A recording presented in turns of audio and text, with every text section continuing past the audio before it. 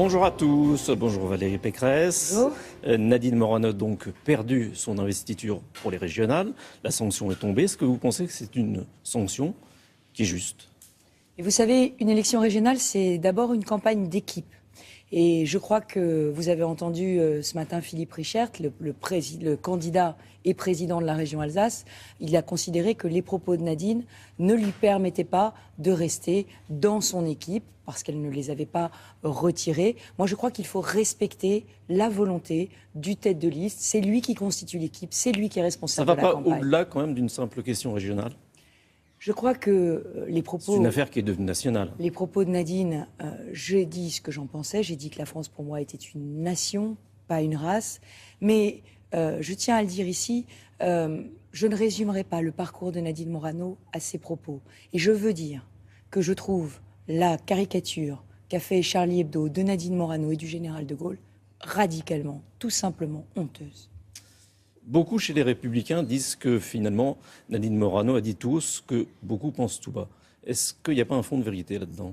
Et vous savez, si vous souhaitez aujourd'hui me faire dire que la France est extrêmement fragilisée, qu'elle est fragilisée parce que... Je ne souhaite rien, ça s'entend beaucoup chez les Républicains. Elle est fragilisée, le pacte républicain est fragilisé, et à mon avis, il est fragilisé parce qu'il y a un manque d'autorité au plus haut sommet de l'État. On ne fait plus respecter la loi dans la République. Vous voyez, moi, je sillonne l'Île-de-France, je vois des femmes en burqa en Île-de-France avec un voile intégral.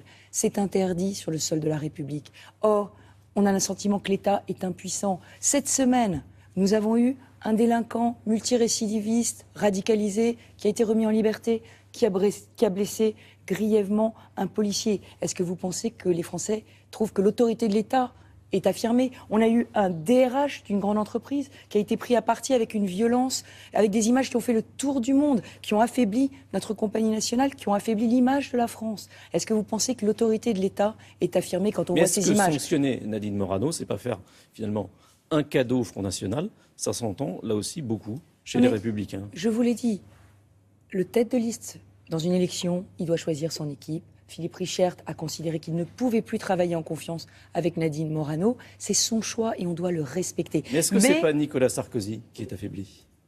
Aujourd'hui, le sujet, il est simple. C'est qu'est-ce que nous voulons pour la République ? Et nous, les Républicains, nous voulons davantage d'autorité. Nous ne pouvons pas accepter aujourd'hui que les Français soient mis en danger, qu'il y ait des violences qui s'expriment dans un conflit social, que les droits des femmes ne soient pas respectés partout et pour tous. Cette question de l'autorité, elle va être au cœur des valeurs de ma campagne, puisque vous savez que j'ai fait un certain nombre de propositions, une police régionale pour les transports. Est-ce que Nicolas Sarkozy n'est pas affaibli par cette affaire Morano ? Non, ce qui est affaibli aujourd'hui, c'est la cohésion nationale de notre pays. Et là encore, je le répète... Et celle des Républicains ?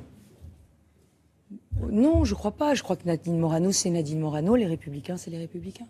En tout cas, ça tombe plutôt mal à 2 mois des régionales. Vous êtes justement candidate en Île-de-France, avec des sondages assez serrés. Vous pensez que c'est gagnable ? Moi, je vais mettre toute mon énergie dans cette campagne parce que je crois que les Franciliens attendent des solutions. Vous savez, on a 660 000 chômeurs en Île-de-France et comme dans toute la France, c'est le fléau numéro 1. Je vais faire des propositions très concrètes.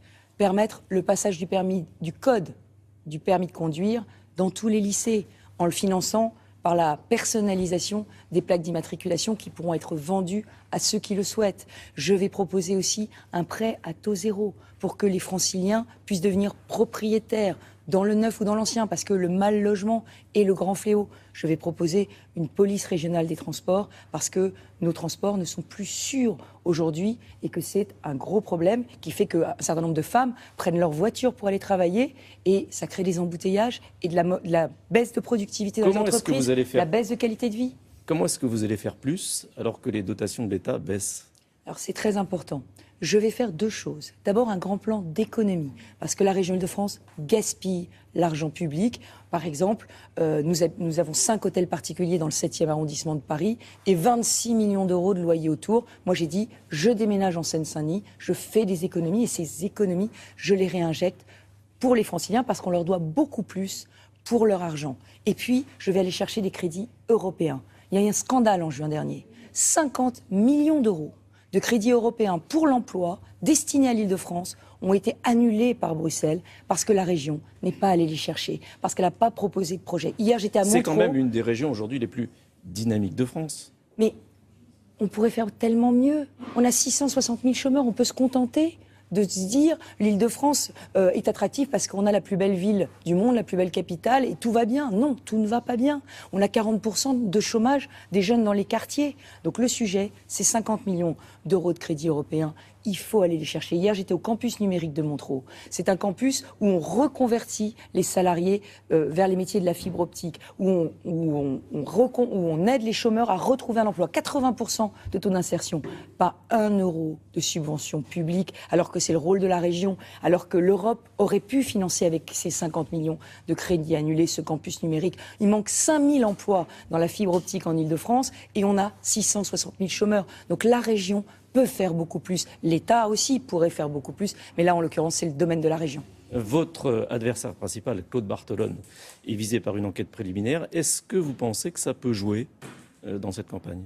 Mais moi, je ne rentrerai pas dans ces considérations. Je veux une campagne sereine. Je veux une campagne respectueuse. Je n'attaquerai pas mes adversaires. Ce que je veux, c'est qu'on propose projet contre projet. Quand je dis il faut un pacte de juste retour avec les territoires ruraux d'Île-de-France. Quand je dis que les habitants des territoires ruraux se sentent oubliés, qu'ils n'ont plus de transport, qu'ils n'ont plus de médecins, qu'ils n'ont plus de formation pour les jeunes après le bac, quand je dis qu'il faut du très haut débit pour tous, eh bien je lance des débats projet contre projet. C'est là que j'attends mon adversaire. Si vous gagnez, la région sera à droite et Paris, la capitale, restera à gauche avec Anne Hidalgo.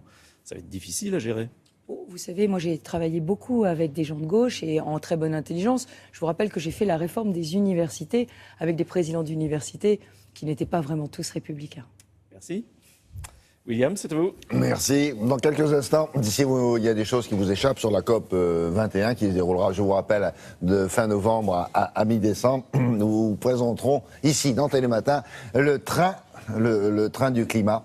Il a été inauguré hier. Nous étions là, bien sûr. À tout de suite, donc.